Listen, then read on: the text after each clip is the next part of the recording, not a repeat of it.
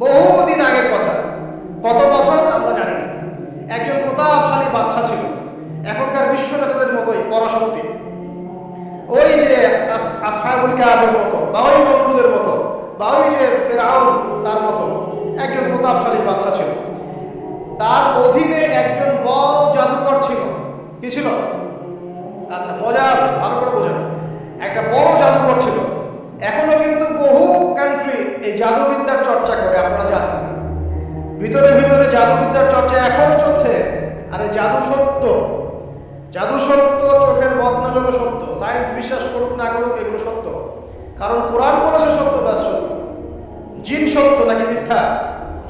ফেরেশতা সত্য না মিথ্যা? কবরের আযাব সত্য না মিথ্যা? এগুলো তো চোখে দেখা যায় না, বিশ্বাস করলেন কিভাবে? এই চোখে দেখা যায় না বিশ্বাস করেছেন বলেই তার মৌলবাদী। চোখে দেখা যায় না, অহৈত বিশ্বাস করছেন, অতএব আপনি একজন মৌলবাদী মানুষ। বুঝতে পারছেন? তো এই বিষয়গুলো বিশ্বাস না করলে কি আপনি মুমিন হতে পারবেন? আচ্ছা, কবরের আযাব সত্য না মিথ্যা আমরা বিশ্বাস করেছি, তোমরা মরার পরে বিশ্বাস করো। আমরা মরার আগেই বিশ্বাস করেছি, তোমরা মরার পরে বিশ্বাস করো। তারপর তোমরা পাক্কা মৌলবাদী হয়ে যাবে। যখন মরার পরে যখন কঠিন কবরের আযাব শুরু হবে, দেখবা যে আইনাল ইয়াকিন।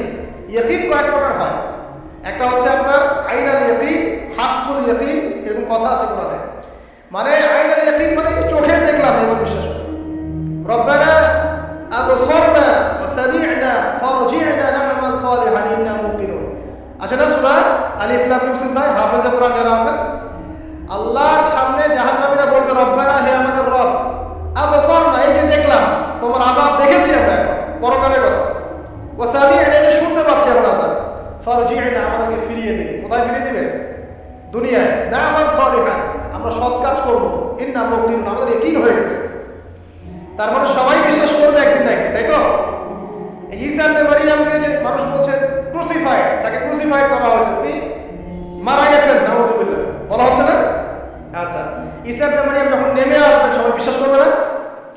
সূরা মাইদায় এই জন্যই বলা হচ্ছে যে ঈসা ইবনে মারইয়ামকে যখন পাঠানো হবে, একজন আহলে কিতাব বাকি থাকবে না যে তার প্রতি ঈমান নিয়ে আনবে না। এমন একজন মানুষ তখন খুঁজে পাওয়া যাবে না যে তার প্রতি ঈমান আনবে না আহলে কিতাবদের মধ্যে। ঈসা ইবনে মারইয়ামকে ক্রুসিফিকশন করা হয় নাই। ঈসা ইবনে মারইয়ামকে আল্লাহ রাব্বুল আলামিন তার কাছে উঠিয়ে নিয়েছেন। আর যে আল্লাহ পুরো মহাবিশ্ব চালাতে পারেন, সে একজন মানুষ উঠাতেই পারেন। এটার এমন কি বিষয় যে আল্লাহ রাব্বুল আলামিন আপনার দেহের মধ্যে রূহ রেখে দিয়েছেন, তার হুকুমে বের হয়ে চলে যাবে। সে আল্লাহ রাব্বুল আলামিন রাসূল সাল্লাল্লাহু আলাইহি ওয়াসাল্লামকে মেরাজে উঠিয়ে নিতে পারেন। সিম্পল। এটা অবিশ্বাস করার কি আছে? আসুন সামনে যাই। এখানে যে বিষয়টা, যে বহুদিন আগে এরকম প্রতাপশালী বাদশার অধীনে একজন জাদুকর ছিল। এই জাদুকরের যখন বয়সটা পুরো হয়ে গেল, তখন সে তার ওই বাদশাকে বলছে যে আমার তো বয়স শেষ, আমার এই বিশাল জ্ঞানগুলো কি করব? আমাকে একজন বালক এনে দিন, যেই বালককে আমি এসব জাদুবিদ্যা শিখিয়ে দিব। ওই যে এরকম ছোট বাচ্চাদের মধ্যে।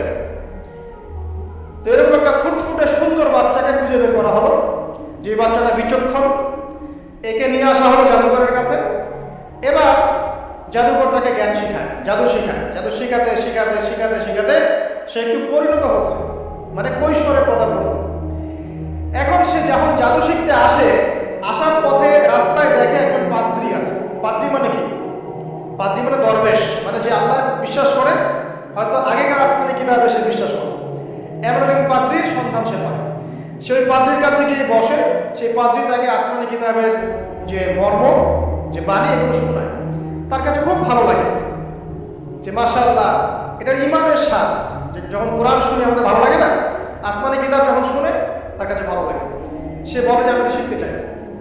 তখন এই পাদ্রী তাকে বলে, তুমি তো জাদু শিখতে যাও এই বাদশার দরবেশের কাছে, বাদশার জাদুকরের কাছে, যদি ওরা জানতে পারে তাহলে তো সমস্যা। তার উপায় কি?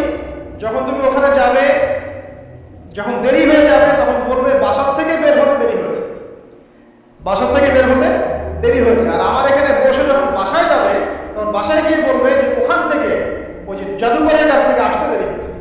মানে কৌশল অবলম্বন করতে তিনি শিক্ষা দেবেন। কৌশলের প্রয়োজন আছে না? উদউ ইলা সাবিল রাব্বিকা বিল হিকমা, হিকমার দরকার আছে না? সত্য থেকে সরে গিয়ে নয়, কিন্তু কৌশল তো করার দরকার আছে। নবী সাল্লাল্লাহু আলাইহি ওয়াসাল্লাম যে হিজরত করেছেন, মক্কা থেকে মদিনায় চলে গিয়েছেন, সবাইকে জানান দিয়েছিলেন এই শোনো আমি হিজরত করছি, জানা দিয়েছেন। রাতের বেলা বের হয়েছে, কৌশল, রাতের বেলা বের হন নাই, এবং তাকে মারার জন্য 4-5 থেকে লোক ঘিরে রেখেছিল। এর মধ্য দিয়ে আল্লাহ রাব্বুল আলামিন তাকে বের করে নিয়ে গেছে। তিনি কি সবার সামনে ফেসবুকে জানান দিয়েছে, এই দেখো আমরা বেরোচ্ছি? তো তোমরা তো কৌশলই বুঝো না দিনের কাজের, যে কাজ হবে 1%, আইওয়াশ হবে 99%। এখনকার এই যুগ, হ্যাঁ, দিনের কাজ হবে 1%, আইওয়াশ শোডাউনই বেশি। এই শোডাউন করতে করতে মানুষের চোখ লাগে, যত চোখ লাগে তত সমস্যার সৃষ্টি হয়, এবং আস্তে আস্তে আস্তে আস্তে দিনের দায়রা মাইনাস হতে থাকে। এই বিষয়টার পিছনে তোমরাও দায়ী, কৌশলও বোঝো না। তো স্মার্ট এবং বিচক্ষণ মুসলিমদের বড় অভাব আছে পৃথিবীতে। যতক্ষণ পর্যন্ত বিচক্ষণতা অর্জিত হচ্ছে না, ততক্ষণ পর্যন্ত ইসলামের বিষয় হচ্ছে না, এটা মাথায় রাখেন। তারপর সামনে যান। এবার এই বাচ্চা খুব সুন্দর করে ব্যালেন্স করলো, একবার এখানে যায়, একবার ওখানে যায়। এই করতে করতে ওই যে জাদুকরের ইন্তেকাল হয়ে গেল, মারা গেল জাদুকর। এবার এই বাচ্চার কাছে মাশাআল্লাহ অনেক এলেম কালাম আছে। এদিকে সে পাদ্রীর জ্ঞানে দীক্ষিত হচ্ছে।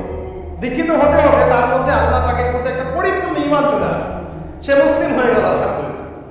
তো মুসলিম হওয়ার পরে একদিন সে যখন বাচ্চার কাছে যাচ্ছে, রাস্তায় একটা বিশাল জন্তু দেখা গেল। বিশাল জন্তু, কিরকম জন্তু আমরা জানি না। ঠিক আছে, দাব্বাতুল আরদ সামনে বের হবে। কিয়ামতের 10টা নিদর্শন আছে বড় বড়, তার মধ্যে একটা হচ্ছে দাব্বাতুল আরদ, জমিন থেকে পুরো একটা প্রাণী বের হবে। আর এখন মানুষ এগুলো বিশ্বাস করবে না, আমি জানি।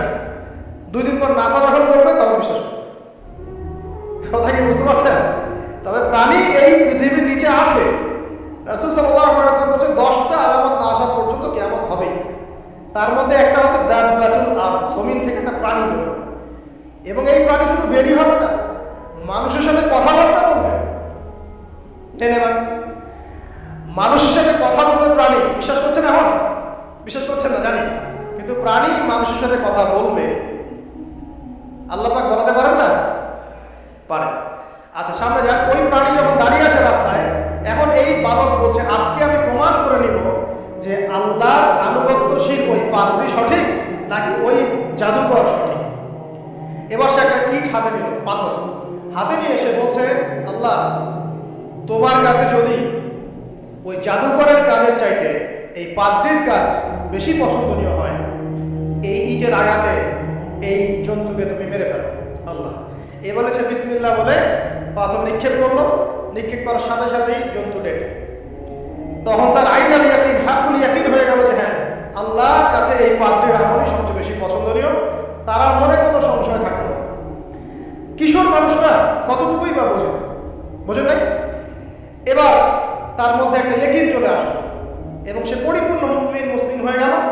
এবার যখন সে রাজ দরবারে যায়, তার কাছে পেশেন্ট আসে, মানে একজন মানুষ এসেছে, সে বলছে যে আমার চোখে সমস্যা। সে চোখে হাত দেয়, হাত দিয়ে বলে যে আপনি আল্লাহর প্রতি ঈমান নিয়ে আসেন, আমি আল্লাহর কাছে দোয়া করবো, চোখ ভালো হয়ে যাবে। এভাবে পেশেন্ট আসে, সে বলে আল্লাহর প্রতি ঈমান নিয়ে আসেন, আমি দোয়া করবো, ভালো হয়ে যাবে। এভাবে আস্তে আস্তে তার নাম এবং খ্যাতি ছড়িয়ে পড়তে লাগবে। যেই তার কাছে আসে সে বলে আগে মুসলিম হন, ইমানদার হন, আল্লাহর প্রতি বিশ্বাস করেন, আমি দোয়া করবো, ভালো হয়ে যাবে। চোখ অন্ধ ভালো হয়ে যাচ্ছে, কুষ্ঠরোগী ভালো হয়ে যাচ্ছে, হ্যাঁ, প্যারালাইজ রোগী ভালো হয়ে যাচ্ছে, আলহামদুলিল্লাহ। নবী ঈসা আলাইহিস সালাম এমনটা করেছিলেন না? আল্লাহ পাক চাইলে করতে পারে। একদিন ওই রাজ দরবারের একজন মন্ত্রী আসছে। এবার ওই রাজার একজন এমপি সাহেব, তার চোখে সমস্যা, সে আসছে, এসে বলছে যে আমার এই চোখের সমস্যা, আমার চোখটাকে ভালো করার দরকার, তোমার কাছে কোনো ওষুধ আছে নাকি? সে বলছে যে আপনি আল্লাহর প্রতি ঈমান নিয়ে আসেন, আমি আল্লাহর কাছে দোয়া করবো, আপনি ভালো হয়ে যাবেন। এবার সে আলহামদুলিল্লাহ ঈমান নিয়ে আনলো এবং সে ভালো হয়ে গেল। এই ভালো হয়ে যাওয়ার পরের দিন যখন সে আবার ওই পার্লামেন্টে গিয়েছে আর কি, ওদের তৎকালীন রাজদরবারে, এবার রাজা ওকে দেখে বলছে যে তোমার তো চোখ অন্ধ ছিল, কিভাবে সেবা লাভ করলো? তো সে বলে না কিভাবে সেবা লাভ করলো, সে বলতে যাচ্ছে না, কারণ সে আজ করছে যে বললে সমস্যা হবে। এক পর্যায়ে তাকে খুবই পিটুনি দেওয়া হচ্ছে, রিমান্ডে নিয়ে গিয়ে কঠিন মাইট দেওয়া হচ্ছে। এক পর্যায়ে সে মায়ের যন্ত্রণা সহ্য করতে না পারে বলে ফেললো যে ওই বাচ্চা, তার কাছে গিয়ে আমি আরোগ্য লাভ করেছি এবং সে আমাকে বলেছে যে তার রবের প্রতি ঈমান নিয়ে আসতে, তাহলে আমি সেবা লাভ করব। এই বাচ্চা এখন বলছে ফেরাউনের মতো যে আরে রব্বুকুম বলে আলে, আমি তো তোমাদের রব। নমরুদের মতো আমি তো তোমাদের রব, আমি তো জানি না যে আমি ছাড়া তোমাদের কোনো ইলাহ আছে। এবার এই লোকটাকে হত্যা করা হলো। মেহেদী সাহেবকে হত্যা করা হলো, বিকজ সে ঈমান নিয়ে আসে। এবার সেই বালককে ডেকে আনা হচ্ছে, বলা হচ্ছে বলো তুমি নাকি তোমার রবের নাম দিয়ে মানুষের ট্রিটমেন্ট করা শুরু করেছো। তখন সেই বালক বলছে হ্যাঁ, আমি এক আল্লাহর প্রতি বিশ্বাস করি এবং তার রাসূলের প্রতি বিশ্বাস করি, তার প্রেরিত আসমানি কিতাবে বিশ্বাস করি। এখন রাজা বলছে আমি ছাড়া তোমাদের কোনো ইলাহ আছে আমি তো জানি না। এই সৈন্যবাহিনী শোনো, এই বালককে ধরো, ধরে নিয়ে গিয়ে উঁচু পাহাড়ে নিয়ে যাও, ওখান থেকে ফেলে দাও। কথা বুঝতে পারছেন? এবার তাকে নিয়ে যাওয়া হলো, ক্রস ফায়ার দেওয়া হবে, এবার উপরে নেওয়া হয়েছে একদম পাহাড়ের উপরে। এবার ওই বালক উপরে উঠে একটা দোয়া করছে, এই দোয়াটা সবাই শিখে নেন। ওই বালক উপরে উঠে দোয়া করছে আল্লাহুম্মা কফিনিহিম বিমা শি'তা, আল্লাহুম্মা কফিনিহিম বিমা শি'তা, আল্লাহুম্মা কফিনিহিম বিমা শি'তা। পাহাড় থরথর করে কাঁপা শুরু করলো এবং ওই সৈন্যবাহিনী পাহাড় থেকে পড়ে গেল, বালকের কিচ্ছু হলো না। আমি কিন্তু বানোয়ার কোনো গল্প বলছি না, এটা কোরআন থেকে বলছি এবং এটা তাফসীর। আপনি যে কোনো তাফসীর পড়েন, মারিফুল কোরআন, তাফসীর ইবনে কাসীর, জালালাইন পড়ে দেখেন, জাস্ট পড়ে দেখেন, আমার সাথে ডিবেট করার আগে। এবার সে বালক হেঁটে হেঁটে চলে আসলো রাজদরবারে। আবার কি ব্যাপার, তুমি মরো নাই? না, আল্লাহ আমাকে বাঁচিয়েছে, আমার রব আমাকে বাঁচিয়েছে। আবার পড়ানো হচ্ছে আরেক দল সেনাবাহিনীকে নিয়ে, যাও এবার ওকে সমুদ্রে নিয়ে, সমুদ্রের মাছ সমুদ্রে ডুবিয়ে দিবে। আবার সে ওখানে গিয়ে বলল আল্লাহুম্মা কফিনিহিম বিমা শি'তা, হে আল্লাহ, অর্থ হচ্ছে হে আল্লাহ আমার বিপক্ষে যারা আছে আপনি যা দিয়ে ইচ্ছা ওদের বিরুদ্ধে আমাকে সাহায্য করেন।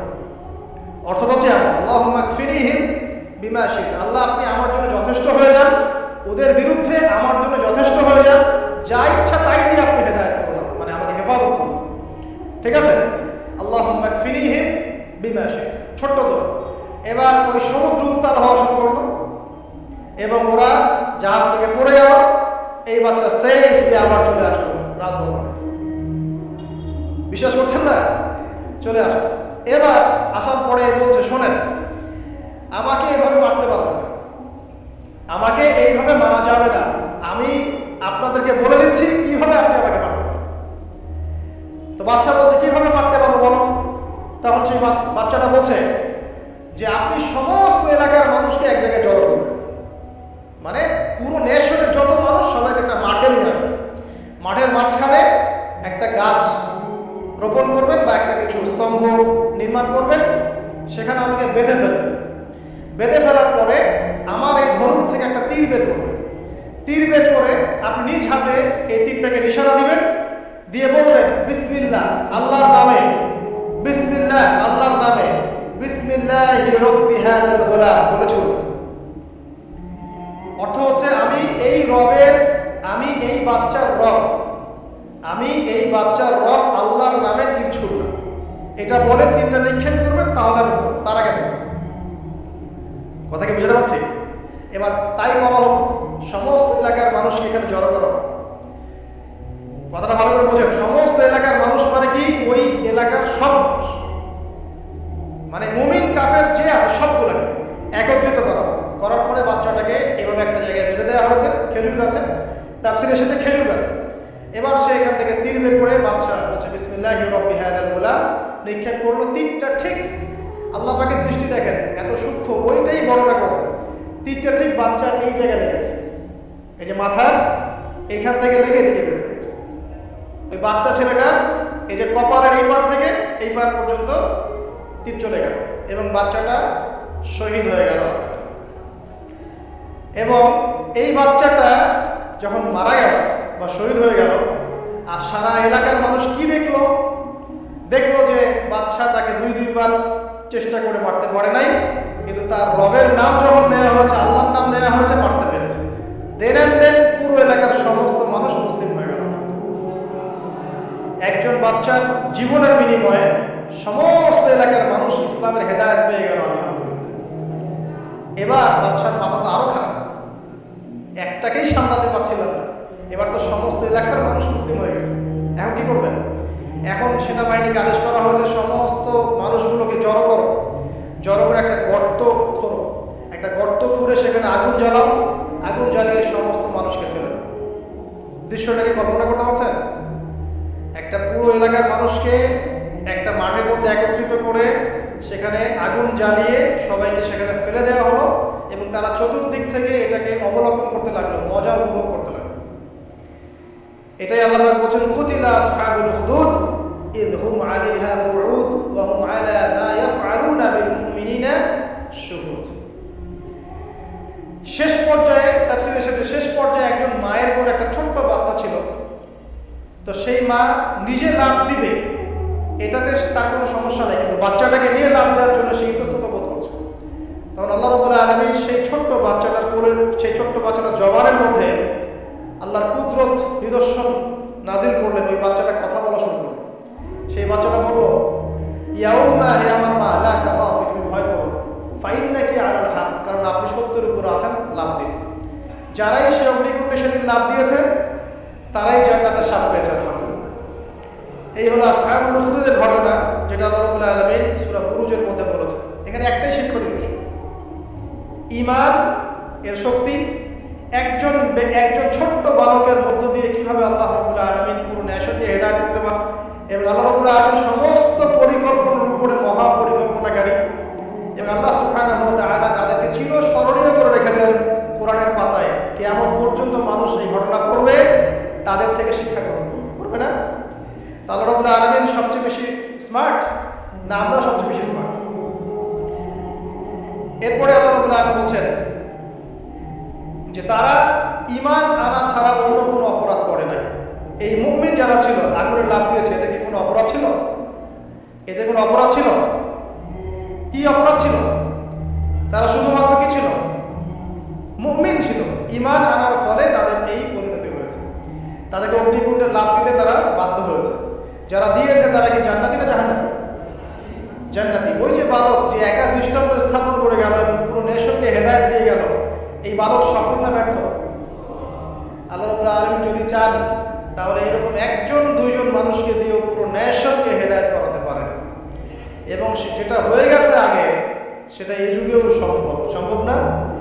শুধু সম্ভবই না, বরং আপনাদের চোখের সামনে এটা হয়েছেও, কিন্তু আপনারা সেটা বুঝতে পারেন না। আপনাদের চোখের সামনে যুগের পর যুগ এমন ঘটনা ঘটেছেও, কিন্তু আপনারা হয়তো বুঝতে পারেন নাই, ধরতে পারেন নাই। আল্লাহ রাব্বুল আলামিন এমন মানুষদেরকে দিয়ে পুরো নেশনকে হেদায়েত করেন। কিছু মানুষকে আল্লাহ পরীক্ষায় ফেলেন, তাদের মধ্য দিয়ে আল্লাহ পুরো নেশনকে